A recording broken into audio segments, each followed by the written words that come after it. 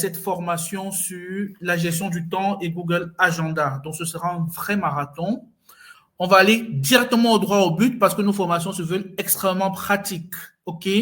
Première chose, comment est-ce qu'on accède à l'outil Google Agenda? Et donc, je vais partager mon autre écran pour aller beaucoup plus vite. Donc, actuellement, ce que vous voyez, c'est les diapositives. Ce que je vais faire, je vais aller sur Google, donc sur Gmail. OK, je suppose que vous voyez aussi que je suis sur Gmail maintenant. Et alors, dans Gmail, je vais cliquer sur les principaux boutons des applications et je vois apparaître Google Agenda. Je vais créer un agenda depuis zéro et donc je vais tout en bas du côté gauche de mon écran, il y a autre agenda. En cliquant sur plus, je sais créer un agenda. Et donc, je donne le nom à l'agenda. Par exemple, on va appeler ça agenda formation. Et là, je peux mettre la description de mon agenda. Cet agenda est réservé aux formations. Voilà. Et je mets mon fuseau horaire. Je lance la création de l'agenda. Voilà, maintenant, je pense que nous sommes synchronisés. Hein. Tout à l'heure, visiblement, on n'était pas suffisamment synchronisé et vous ne voyez pas ce que je faisais. Donc là, c'est en train de créer. Et donc, on crée un agenda vierge depuis lequel on va travailler. Mais bien entendu, quand l'agenda existe déjà, on n'a plus besoin de recréer. On doit directement le compléter. Donc ça, c'est ce qu'on verra tout à l'heure dès qu'il sera créé l'agenda. OK? Donc l'agenda est toujours en cours de création. Hein. Et donc, quand il sera créé, on va le voir. On verra également comment ça se passe pour partager l'agenda dès qu'il sera créé. Cela sera dans les paramètres. Ça devrait aller normalement assez vite. Je suis assez étonné. Voilà. Mais peut-être pendant que la création se fait, je vais parler d'autres petits aspects de la gestion du temps et on reviendra à l'agenda de manière très précise dans quelques minutes, dès que l'agenda est effectivement créé. OK? Alors, je crois que le temps de création de l'agenda semble prendre plus de temps que prévu. On va continuer avec un autre agenda pour ne pas perdre trop de temps. Mais au moins, vous aurez compris comment est-ce que la création de l'agenda se passe. Donc, je reviens donc dans un agenda quelconque. On va dire... ben oui, les agendas étaient créés déjà. Donc, voilà les agendas que nous avons créés. Exemple formation, exemple 2, ainsi de suite. Donc, on va cliquer sur l'agenda exemple formation. Il est là. C'est ce qu'on vient de créer. J'espère que vous le voyez bien. Voilà. J'ai cliqué dessus. Et alors, on va commencer les manipulations de base. Quelles sont les manipulations de base qu'on peut trouver dans un agenda? Ben, la première chose, c'est créer les événements. Donc, créer les événements, c'est par exemple, nous sommes aujourd'hui le 8 février, demain le 9, j'ai rendez-vous de 10h à 11h. Donc, dans mon agenda, je sais l'intégrer ici. J'ai rendez-vous peut-être, on va dire, avec mon fournisseur. Fournisseur, rendez-vous. Vous voyez?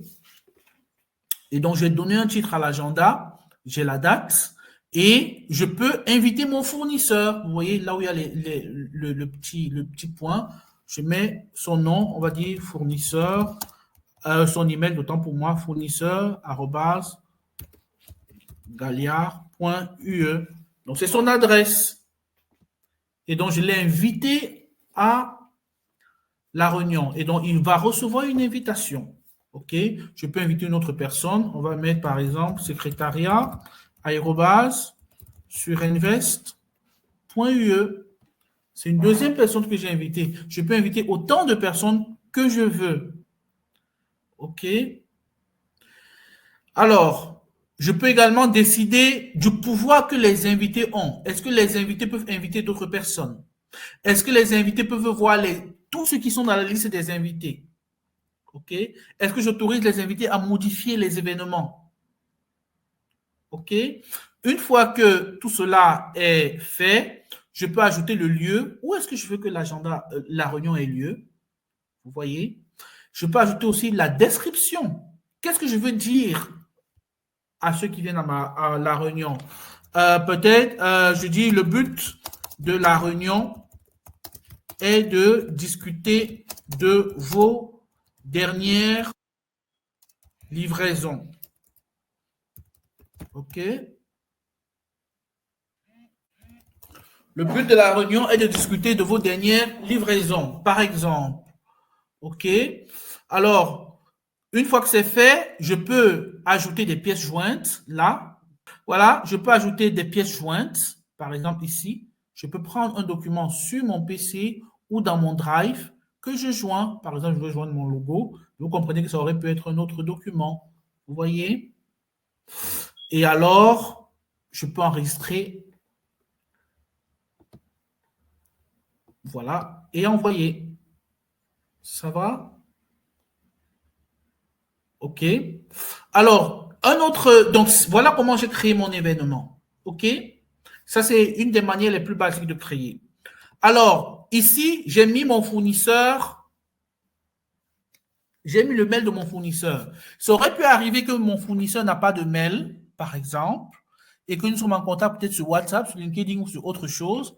Ça peut arriver donc que mon fournisseur n'a pas forcément d'adresse email. Je viens là dans mon événement ici, je copie les informations de la réunion. Vous voyez? Et je vais peut-être les copier ici, coller ici pour voir à quoi ça ressemble. Mais ce n'est pas dans la réunion que je vais le coller et donc je vais lui envoyer directement. Vous voyez, tout ce qu'il y a dans ma réunion est là. Alors, vu que moi, j'utilise un Google Agenda professionnel, il peut même me joindre par téléphone dans la réunion. Vous voyez? Donc, je copie ces informations qu'il peut recevoir. Ça va? Alors, une autre chose très intéressante, c'est que quand on crée la réunion, on peut choisir de donner une couleur à la réunion. Alors moi, dans le cadre professionnel, généralement, moi, je travaille avec 3 couleurs. J'ai la couleur rouge qui, pour chez moi, renvoie à tout ce qui est urgent ou bien qui est lié à l'extérieur. Donc, je sais le mettre là-dedans quand je crée l'événement. Vous voyez? Et comme ça, quand je vais voir mon agenda, je vais voir.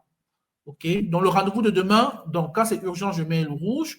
Quand c'est avec quelqu'un à l'extérieur, je mets aussi le rouge. OK? Je mets l'orange quand c'est important, mais pas forcément si urgent que ça. Et je mets le vert quand ce n'est pas quelque chose de très important ou récurrent que je peux rattraper. Vous voyez? Et donc voilà, nous venons de créer donc la réunion et on a mis les couleurs. Ça, c'est la première réunion. Elle a été créée. Nous allons créer une deuxième réunion.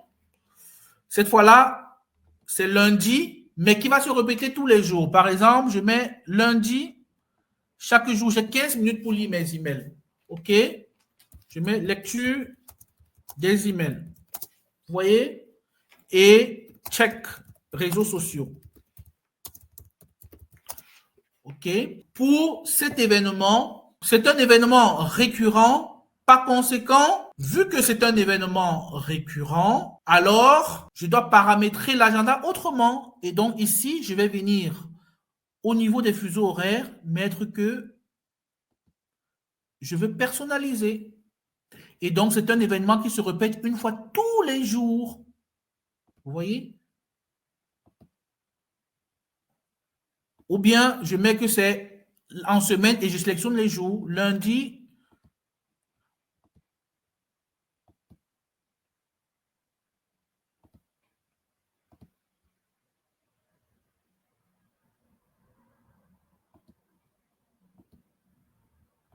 j'ai mis lundi, mardi, mercredi, jeudi, vendredi. Donc, j'ai sélectionné les jours où cela doit avoir lieu. OK?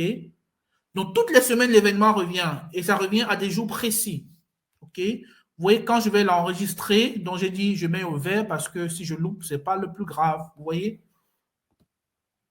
Et donc, vous voyez que j'ai créé un seul événement, mais ça s'est affiché sur plusieurs endroits parce que j'ai paramétré. OK? Si on regarde les semaines suivantes, vous verrez que c'est là. Donc, tout le temps, c'est là. OK? Donc, voilà un élément important à savoir sur, sur Google Agenda, disais-je. Autre chose, toujours important par rapport à Google Agenda, on va continuer, on va aller maintenant dans les paramètres. OK? Donc, vous avez vu comment on crée un événement qui se répète tous les jours. J'aurais pu créer un événement que je fais une fois tous les mois. Par exemple, je vais le mettre quand même orange. Ça veut dire qu'il ne faut pas que je loupe. Je vais mettre check comptabilité. Vous voyez? Ça, cet événement, je vais dire, moi, je le veux vérifier cela une fois par mois. Vous voyez? Et donc, ça me dit, qu'est-ce que je veux? Est-ce que je veux que ce soit tous les 12 du mois, par exemple? Tous les deuxièmes lundis du mois, je vais mettre que tous les deuxièmes lundis du mois, je veux que ça revienne. Vous voyez? J'enregistre. Et donc, ici, nous sommes là pour le mois de février.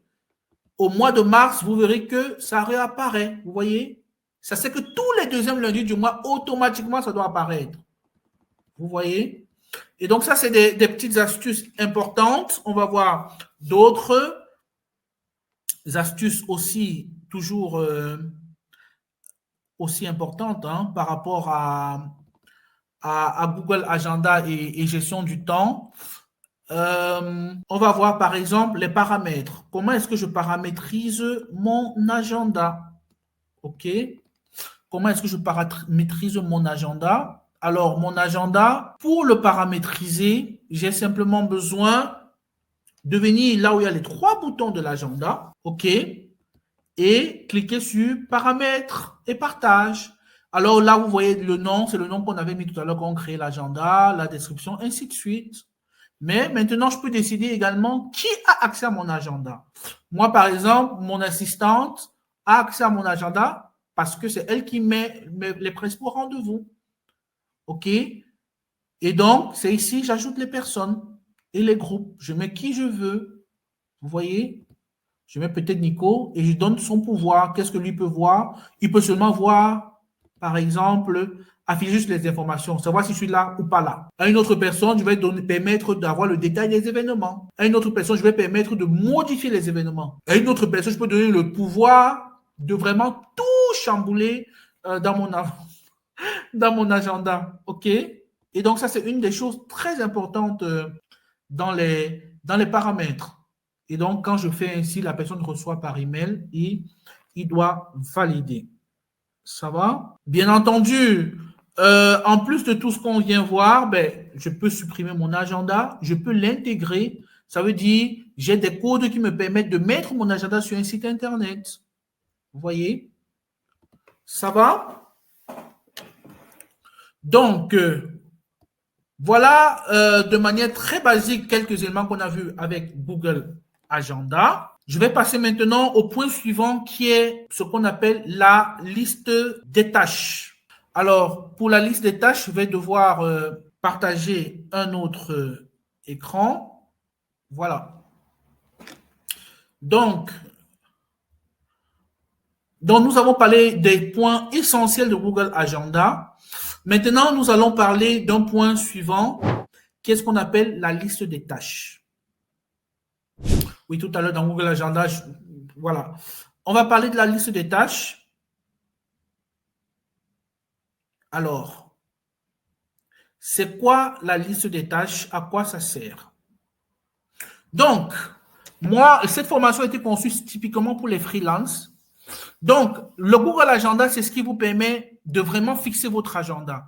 Ça veut dire avec Google Agenda, quand vous avez un événement, vous le mettez dans l'agenda. Ça veut dire que quand vous vous levez le matin ou à tout moment de la journée, vous savez ce que vous avez prévu. C'est important parce que ça vous permet de savoir ce que vous aviez programmé de faire. Ça vous permet de savoir les rendez-vous que vous aviez et ça vous permet aussi de connaître votre disponibilité. Ça veut dire quoi? Ça vous permet de connaître votre disponibilité. Ça veut dire que si vous recevez une tâche, soit de votre patron, soit d'un de vos clients ou de n'importe qui, en fonction de l'agenda, vous savez voir à quel moment vous pouvez mettre cette tâche-là. OK? Et là, on va arriver donc à la liste de tâches. La liste de tâches est complémentaire à mon agenda, mais elle est bien différente de mon agenda parce que c'est l'endroit où je liste mes tâches qui ne sont pas récurrentes. Ça veut dire les tâches récurrentes sont dans mon agenda, mais il arrive que je reçois des demandes particulières. Il faut bien que je les note quelque part, en plus de les noter dans mon agenda. Je les note dans une liste de tâches.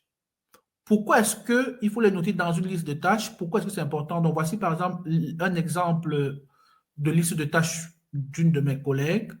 Vous verrez que comment est-ce qu'elle le structure.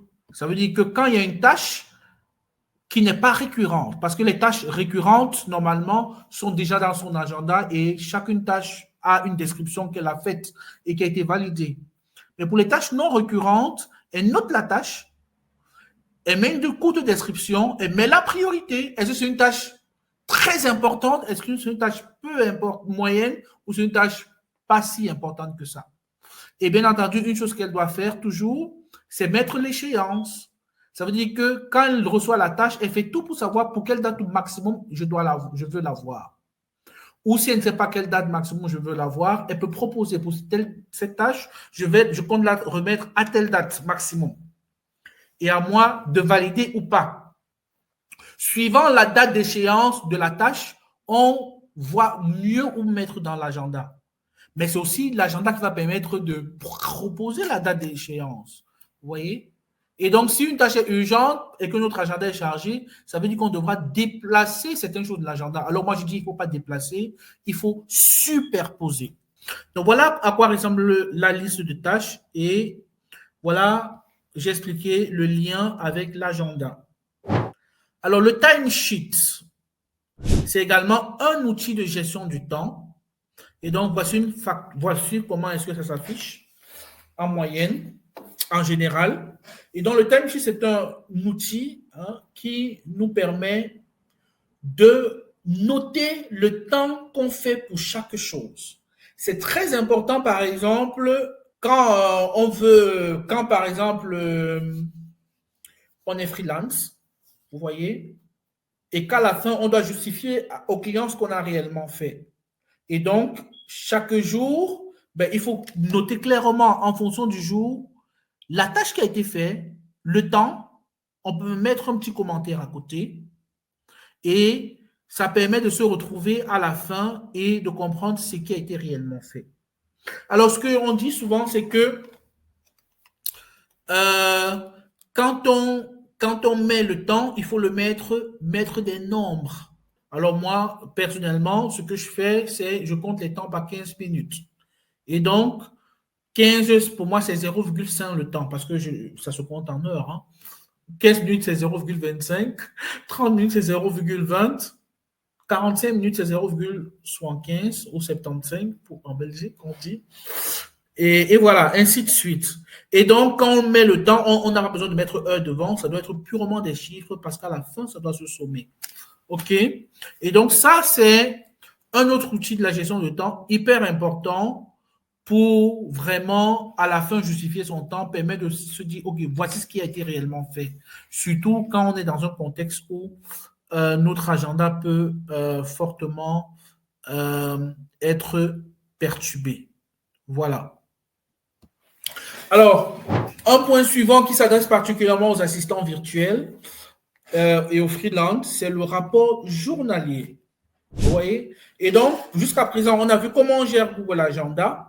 Google Agenda qui nous permet de fixer les moments pour lesquels on veut faire certaines choses ou avoir des rendez-vous ou ainsi de suite. Google Agenda qui nous permet de connaître nos disponibilités. Google Agenda qui nous permet de bloquer notre agenda de manière infinie pour les tâches récurrentes. Par exemple, je suis parent, à 12 heures, je dois aller chercher mon enfant à l'école. Donc, dans mon agenda, je peux mettre chercher enfant à l'école et je mets que c'est récurrent tous les jours. Et donc, si quelqu'un me cherche même dans 2 ans, dans mon agenda, ce sera déjà bloqué. Vous voyez, je n'ai pas besoin d'aller le faire tous les jours. Non. Automatiquement, je l'ai fait comme je vous ai montré tout à l'heure. Et puis, ça bloque tous les endroits. Alors, donc, voilà à quoi sert Google Agenda. C'est ce qu'on a dit tout à l'heure. On a parlé ensuite de la liste des tâches, qui est l'endroit où on note toutes les tâches non récurrentes que nous recevons, ce qui permet leur suivi. Et donc, il n'y a pas de double emploi avec l'agenda. Hein. Ça complète vraiment l'agenda. OK? Parce que ça peut arriver que vous soyez tellement full que vous ne savez même pas encore où mettre la tâche dans l'agenda. Ou même, Même si vous avez mis la tâche à l'agenda, ça doit rester dans la liste des tâches parce que, vu que c'est une tâche non récurrente, il faut bien que le client valide qu'il a reçu quand le travail est fait.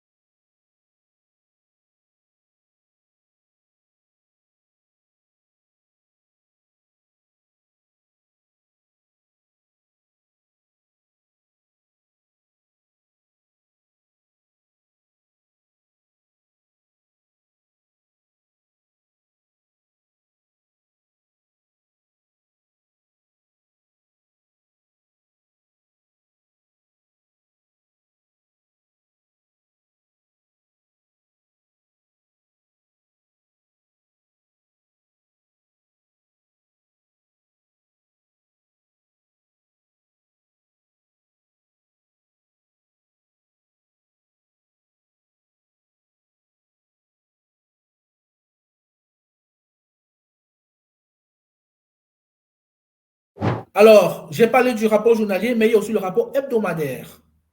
Le rapport hebdomadaire, c'est comme le rapport journalier, mais maintenant, ça donne une vue sur toute la semaine. L'objectif principal du rapport hebdomadaire, c'est vraiment de mesurer l'efficacité de ce que nous faisons. Vous voyez? Donc, voici par exemple une assistante virtuelle.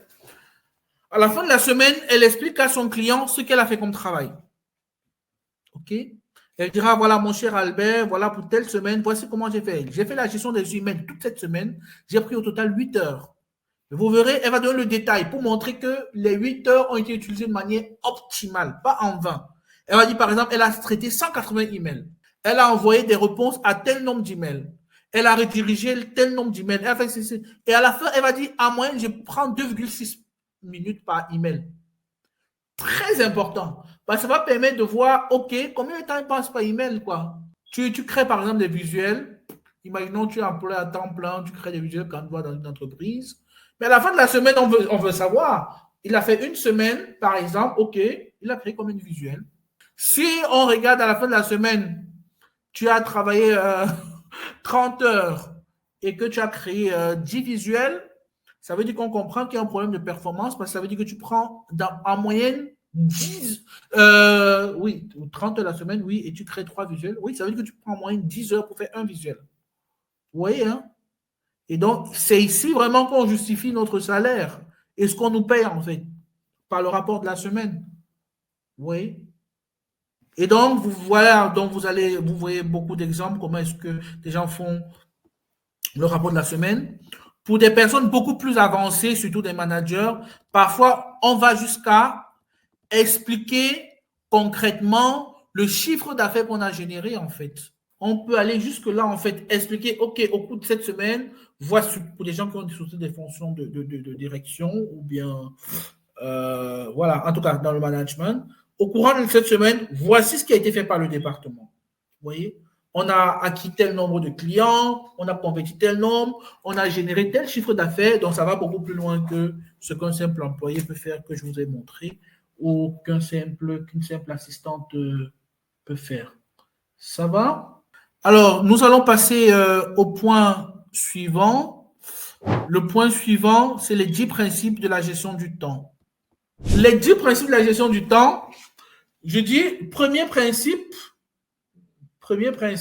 c'est chaque jour, toujours prendre quelques minutes, OK, pour actualiser votre liste de tâches et votre agenda. Toujours. Alors, moi, je conseille généralement à mes collègues de prendre 15 minutes par jour.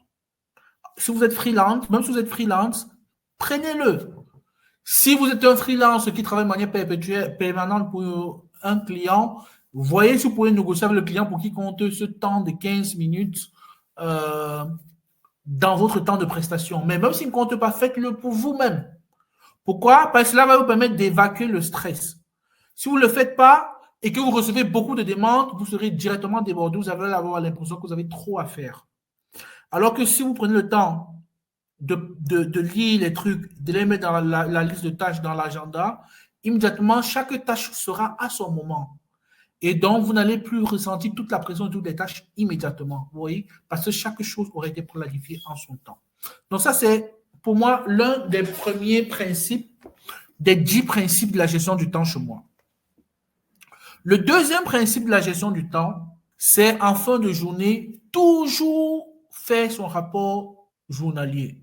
Toujours. Ça, c'est le deuxième principe. Le troisième principe de la gestion du temps, pour moi, le troisième principe, c'est le fait de toujours communiquer sur l'avancement de ces travaux. Ça veut dire, on vous a donné un travail, dès que vous l'avez terminé, signalez-le immédiatement à votre client. Voilà, le travail est terminé, il a été livré à tel endroit. Bon, bien entendu que vous devrez avoir convenu de l'endroit de la livraison des travaux bien avant. Donc ça, pour moi, ça c'est le troisième principe de la gestion du temps. Le quatrième principe, c'est la reformulation des tâches. On va dire, tiens, qu'est-ce que ça va voir? Mais si vous ne reformulez pas une tâche, il y a de fortes chances que vous deviez perdre le temps de la refaire parce que vous avez mal compris ce qui était attendu. Donc, toujours reformuler. Le cinquième principe, c'est toujours fixer le temps de travail. Ça veut dire que chaque fois que vous avez une tâche à faire, quand vous répondez à votre client, votre patron, je ne sais pas, n'importe qui, c'est d'abord toujours, OK, j'ai reformulé, voici ce que j'ai compris. C'est ça la reformulation. Deuxième chose, voici le temps que je compte prendre en cumulé. Il faut bien distinguer le temps qu'on prend pour une tâche en cumulé et de l'échéance. Je peux faire une tâche chaque jour 1 heure pendant de lundi à samedi. Ça veut dire que le temps cumulé, ça fera 6 heures de temps. Mais je livrerai que le dimanche. Vous voyez? Et donc, c'est des choses qu'il faut clarifier.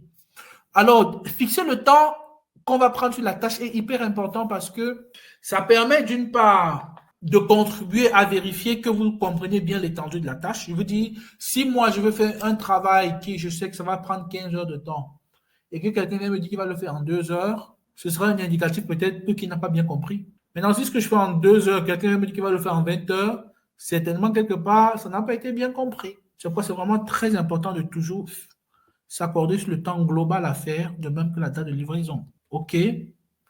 Planifier les pauses. Quand on travaille, il faut régulièrement, après un certain nombre de temps, après 2 heures, 3 heures ou 4 heures, prendre des pauses, surtout quand on est freelance. Mais quand vous travaillez pour un client en fil continu, toujours indiquez quand vous prenez votre pause. Donc, moi, ce que je dis aux freelances et aux assistants virtuels qui prestent pour nous, on dit, quand vous arrivez le matin, même si vous n'êtes pas dans un bureau, même si vous travaillez depuis chez vous, dites, je me connecte. Vous prenez votre pause, tu dis, je prends ma pause. Quand vous reprenez, vous dites, je reprends. Ainsi de suite. L'autre principe, c'est tenir un timesheet. Dans le timesheet, il faut absolument le tenir parce que, comme je dis, c'est ce qui permet à la fin de voir vraiment ce qui a été finalement fait. Ça permet aussi, ça sert aussi de facturation. Ça veut dire qu'à la fin du mois, quand vous envoyez votre facture à votre client, vous joignez le timesheet. Je te facture, mais voilà ce que j'ai fait vraiment pendant le mois. Bien entendu, toujours envoyer les rapports d'auto-évaluation hebdomadaire. Et enfin, toujours prioriser ces tâches. Voilà. Donc, voilà pour moi les 10 principes fondamentaux de la gestion du temps. Alors, maintenant qu'on a vu ceci, quel peut être le rôle d'une assistante virtuelle en termes de gestion d'agenda? Donc, quel peut être le rôle d'une assistante virtuelle dans le cadre de la gestion du temps? Donc, si vous êtes un entrepreneur, ou bien même si vous le lancez comme assistant virtuel, quel peut être votre rôle? Si vous êtes un entrepreneur, quel peut être le rôle que peut jouer une assistante pour la gestion de votre temps? Et si vous êtes une assistante, qu'est-ce que vous pouvez faire pour vos clients, par exemple? Donc, la principale La principale tâche que peut faire une assistante virtuelle, par exemple, c'est de compléter l'agenda. Ça veut dire que votre client, votre patron, votre employeur partage avec vous l'agenda et vous le complétez. Et vous le suivez. Vous pouvez faire des relances, par exemple, mais pour ça, vous avez besoin de l'agenda. Vous voyez, vous pouvez planifier des choses, c'est ce qu'on disait aussi tout à l'heure. Aidez vraiment votre client si c'est un entrepreneur, même à tenir sa liste de tâches. La liste de tâches peut être, par exemple, la liste des missions qu'on va faire pour des clients extérieurs aussi. Vous voyez? Et donc, voilà quelques rôles qu'on peut jouer. Vous voyez? Vous pouvez inviter des tiers. Vous voyez? Si vous organisez des événements, vous avez besoin de tout cela. Si vous gérez des projets, vous avez besoin de tous ces outils. Vous voyez? Décomposer votre projet en liste de tâches, mettre les différentes étapes de votre projet dans l'agenda et ainsi de suite. Alors, on va parler du point suivant. Voilà, donc il y a les annexes qui étaient à la formation, donc je pense que j'ai dit l'essentiel. Donc, sur base de cette formation, si vous pensez que vous maîtrisez déjà Google Agenda, n'hésitez pas à passer, à nous contacter pour qu'on fasse passer un test sur la matière, ce qui vous permettra de pouvoir postuler à ce type de mission sur notre plateforme Warap. Ne pas oublier que Warap a la particularité de ne travailler qu'avec les freelances basés en Afrique. Bien entendu, les clients peuvent être basés partout dans le monde, mais les freelances sont uniquement en Afrique pour notre plateforme. Mais ces freelances-là, chacun doit être certifié, doit pouvoir passer un test dans son domaine de spécialité. Ça va? Voilà. C'est-à-dire qu'on ne peut en aucun cas postuler pour un domaine pour lequel on n'a pas été testé et validé qu'on a la compétence. Voilà. Merci encore. Au revoir.